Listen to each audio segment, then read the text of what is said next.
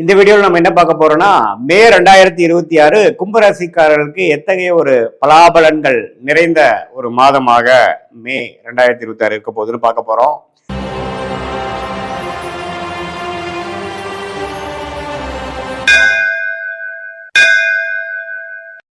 ஆண்டு கிரகமாகிய குரு 5ஆம் இடத்திலே நீடித்திருக்கிறார். ஜூன் மாதம் தான் குரு பயிற்சி வருகிறது. மை மாதத்தில் எந்த பயிற்சியும் இல்லைங்கிறது தெரிஞ்சுக்கணும். அதே மாதிரி சனியும் பார்த்தீங்கன்னா 2ஆம் இடத்திலே நீடித்திருக்கிறார்.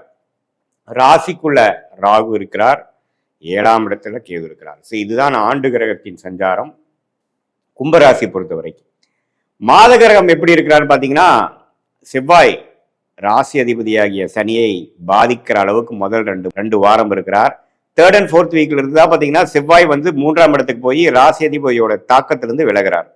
சனியும் செவ்வாயும் சேருவது நல்லதில்லை. அது ஒரு ஏப்ரல் மாதம் கடைசியிலிருந்தே மே 2 வாரங்களும் சனியோட பாதிப்பு இருக்கு. ஸோ அதனால போக போக மே மாதம் போக போக நல்ல பலன்களை எதிர்பார்க்கலாம். அதே மாதிரி சுக்கிரன் 4ஆம் இடத்திலிருந்து வீடு, வண்டி, வாகனம், தாயார் அது போன்ற விஷயத்துல நல்ல ஒரு பலனை கொடுக்குது. வசதிப்படுத்திக்கக்கூடிய அமைப்புகள், வாழ்வை மேம்படுத்திக்கக்கூடிய அமைப்புகள்லாம் நல்லா இருக்கு. அதை நீங்க யூஸ் பண்ணிக்கணும்.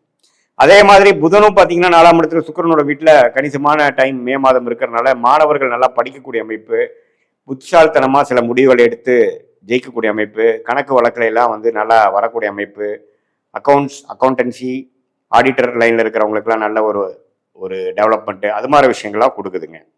அதே மாதிரி ராஜயோகாதிபதி சுக்கிரன் 4ஆம் இடத்துல ஆட்சி பெறுகிறத ஒரு 2-3 வாரம் தான் இருக்கும். அந்த டைமை நீங்கள் நல்லா யூஸ் பண்ணிக்கணும். So May 2nd and 3rd and 4th week ஒரு ஃபர்ஸ்ட் கிளாஸ் இருக்கிறதுனால நீங்கள் நல்லா யூஸ் பண்ணிக்கணும்.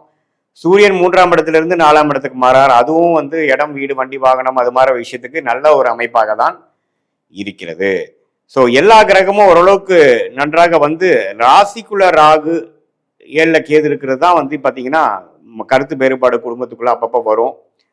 பங்குதாரர்களுக்குள்ள கொஞ்சம் பிரச்சனைகள், நண்பர்களுக்குள்ள முதல் இருந்த மாதிரி ஒரு அன்னோனியம் இல்லாமல் கொஞ்சம் கான்ஃப்ளிக்ட், கொஞ்சம் டிஸ்கனெக்ட் ஆகிற மாதிரி அமைப்புகள்லாம் இருக்கு. கொஞ்சம் பொறுமையா போகக்கூடிய அமைப்பு, நான் பிடிச்ச முயலுக்கு 3 கால் அப்படிங்கிற மாதிரி இல்லாமல் கொஞ்சம் பொறுமையா போய் ஜெயிக்கக்கூடிய அமைப்பாக இருக்கு.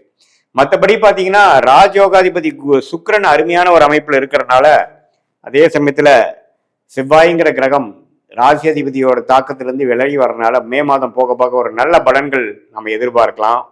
அதே சமயத்துல 7ஆம் வீடுங்கிற மனைவி ஸ்தானாதிபதி, கணவர் ஸ்தானாதிபதி 4ஆம் இடத்துக்கு சுக்கிரனோட சேர்ந்து இருக்கிறதும் நல்லதுதான். ஸோ ஓரளவுக்கு கிரக நிலைகள்லாம் ஓரளவுக்கு நல்லா இருக்கு. பட் ராசி அதிபதி ராகுவோட தாக்கத்தில் இருக்காருங்கிறது மறந்துடக்கூடாது. திடீர்னு நம்ம சில முடிவுகள் எடுத்து மாட்டிக்கொள்வோம். கொஞ்சம் மெடிடேஷன் பண்ணணும், கொஞ்சம் பொறுமையாக இருக்கணும், மூச்சு பயிற்சி பிராணாயாமா பண்ணணும். அது மாதிரி அமைப்புலாம் நீங்க ரெகுலரா பண்ணிட்டு இருக்கும் பொழுது எந்த விதத்திலும் பார்த்தீங்கன்னா உங்களுக்கு தாக்கங்கள் திடீர்னு தேவையில்லாத ஒரு முடிவுகளை எடுத்து மாட்டிக்கொள்ளாமல் பொறுமையாக எந்த ஒரு விஷயமும் தீர ஆராய்ந்து நல்ல ஒரு அமைப்புகளாக வரக்கூடிய அமைப்புகள் இருக்கு. ஸோ ராசிதிபதி ராகுவோட இருக்கிறதுனால திடீர் கோவப்படுவது, திடீர்னு ஒரு முடிவு எடுக்கிறதுலேருந்து நீங்க விலகி நான் சொன்ன அந்த மெடிடேஷன் பிராணாயாமம்லாம் கொஞ்சம் பண்ணீங்கன்னா மனசு சாந்தமாக, திடீர் அந்த ஓவரா எக்ஸைட் ஆகிறது, ஓவரா கோவப்படுறது அல்லது ஓவரா பயப்படுறதுங்கிற மாதிரி விஷயம் இல்லாமல் பொறுமையும் உங்களுக்கு நல்ல ஒரு அமைப்பாக கொடுக்கும் அப்படிங்கிறத நான் சொல்ல விரும்புகிறேன். மற்றபடி இருக்கக்கூடிய கிரகத்தின் அமைப்புகள்லாம் கொஞ்சம் பரவாயில்ல. ஏப்ரல் மாதம் தான் இருக்கிறப்போ பார்த்தீங்கன்னா மே மாதம் ஓரளவுக்கு நல்ல அமைப்பாக தான் கும்பராசிக்காரர்களுக்கு எல்லா வயதினருக்கும் கொஞ்சம் கொடுக்குது. மாணவர்கள்லாம் நல்லா படிக்கக்கூடிய அமைப்பு, இப்போ கொஞ்சம் நல்லா படிக்கிறாப்புல, நல்லா புரிஞ்சு பண்ணுறாங்க அப்படிங்கிற மாதிரி ஒரு அமைப்பு. காம்படிட்டிவ் எக்ஸாம்ஸ் எழுதுறவங்களுக்குலாம் கொஞ்சம் கிளியர் பண்ணுற அமைப்புகள். அதே சமயத்தில் சூரியன் உச்சமாக இருக்கிற நேரத்தில் பார்த்தீங்கன்னா கவர்மெண்ட் ரிலேட்டடான வேலையில் இருக்கிறவங்களுக்கு ப்ரொமோஷன் கிடைக்கக்கூடிய அமைப்புகள், இது எல்லாமே கும்பராசிக்காரர்களாகிய உங்களுக்கு வாய்ப்புகள் இருக்குது. உங்களோட ப்ரொவைடட் உங்கள் தசாபுக்திகள் அதை காட்டக்கூடிய அமைப்புகளில் போய் கொண்டிருந்ததுன்னா, அதை உறுதிப்படுத்தக்கூடிய அமைப்பில் போயிட்டு இருந்ததுன்னா இந்த கோச்சாரம் நல்ல சப்போர்ட்டாக இருக்குங்கிறத நீங்கள் தெரிந்து கொள்ள வேண்டும். இது பார்த்தீங்கன்னா ஒரு பொதுவான ஒரு ஆண்டு கிரகத்தின் சஞ்சாரம், மாத கிரகத்தின் சஞ்சாரமே ஒழிய உங்களுடைய ஜென்ம ஜாதகத்தில் நீங்கள் பிறந்த தேதி, பிறந்த நேரம், பிறந்த ஊரை வைத்து உங்களுடைய ஜாதகத்தை திருக்கணித பஞ்சாங்கம் முறையில நாம போட்டு அதுல எது மாற உங்களுடைய லக்னம் இருக்கு, லக்னாதிபதி எப்படி இருக்கிறார், ஸ்தானபலமா, திக்பலமா எப்படி இருக்கு, நீங்க கும்பராசியில சதய நட்சத்திரமா, அவிட்டமா, புரட்டாதியா, எது மாதிரி நட்சத்திரத்துல பிறந்திருக்கீங்க, என்ன தசாபுக்திகள் போய் கொண்டிருக்கிறது, அந்த தசநாதன் எப்படி இருக்கிறார், புக்திநாதன் எப்படி இருக்கிறார் அப்படிங்கிறதெல்லாம் தெரிந்து கொண்டு அதற்கேத்த மாற நம்மளுடைய பிராப்தங்கள் என்ன, நம்மளுடைய கர்மவினை என்ன, எது மாதிரி விஷயங்கள் அடுத்த வரக்கூடிய 6 மாதத்துக்கு தென்படுகிறது, எந்த நேரத்தில் எது நடக்கும், லாங் டேர்ம் எப்படி காட்டுது, பாஸ்ட் எப்படி போச்சு, இப்ப பிரசன்ட்ல என்ன மாதிரி விஷயங்கள் நமக்கு என்ன ஆதிபத்தியம் நடந்து கொண்டிருக்கிறது அப்படிங்கிறதெல்லாம் தெரிந்து கொண்டு அதுக்கு தகுந்த மாதிரி சயின்டிபிக் வேதிக் அஸ்ட்ராலஜி முறையில கணித்த அந்த பலன்களுக்கு அலைன் பண்ற மாதிரி சில அமைப்புகளை, வாழ்க்கை திட்டங்களை, வாழ்க்கை செயல்பாடுகளை நீங்கள் அமைத்து கொண்டேனால் தேவையற்ற பணவிரைவு, தேவையற்ற சமய விரைகள்லாம் அவாய்ட் பண்ணி எந்த விஷயங்கள் எந்த நேரத்தில் செய்வது நல்லது, வேலை மாறுவது எப்போது, வேலை மாற்றம் தேவையா, எப்போ ப்ரொமோஷன் கிடைக்கும், தொழில் எப்போ ஆரம்பிக்கலாம், தொழில் அபிவிருத்தி எப்போ பண்ணலாம், இன்வெஸ்ட்மெண்ட் எப்போ பண்ணலாம், வீடு எப்போ கட்டலாம், கல்யாணம் எப்போ நடக்கக்கூடிய அமைப்பு என் பொண்ணுக்கு இருக்கு, எப்போ குழந்தை பேர் எதிர்பார்க்கலாம், இந்த புத்திரகாரகன் என்று சொல்லப்படுகிற விஷயங்கள்லாம் நம்ம ஜாதகத்துல எப்போ வருது, எப்போ கலத்திரகாரகன் என்று சொல்லப்படுகிற இல்லற வாழ்க்கையை கொடுக்கக்கூடிய அமைப்புகள் வருகிறது, எப்போ பண நல்லாவே கடனை அடைத்து பணம் கடலை அடைக்கக்கூடிய அமைப்புகள் எப்போ தெரியுதுங்கிறதெல்லாம் எப்படி ஒரு கூகுள் மேப் ஒருத்தருக்கு போகிற ரூட்டை காமிச்சு அதுக்கு தகுந்த மாதிரி நம்மளுடைய ட்ரிப்பை பிளான் பண்ணி வாழ்க்கையில அந்த ட்ரிப்பை சக்சஸ்ஃபுல்லா அவர் முடிக்க வைக்குதோ அதே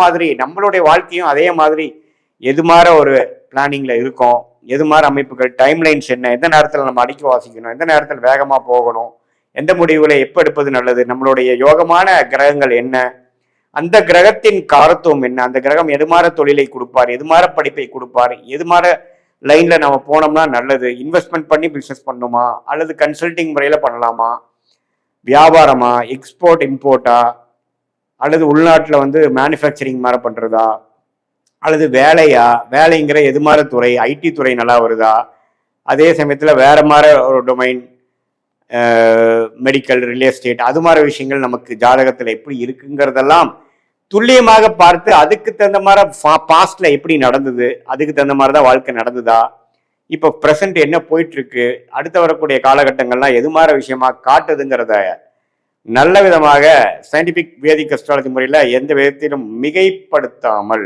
உள்ளது உள்ளவாறு தெரிந்து கொண்டு அதுக்கு தகுந்த மாதிரி நம்ம வாழ்க்கை திட்டங்களையும் நம்ம செயல்பாடுகளையும் நம்மளுடைய முயற்சிகளையும் நம்மளுடைய காலங்களையும் அந்தந்த காலத்துல அது செய்யணும்பாங்க.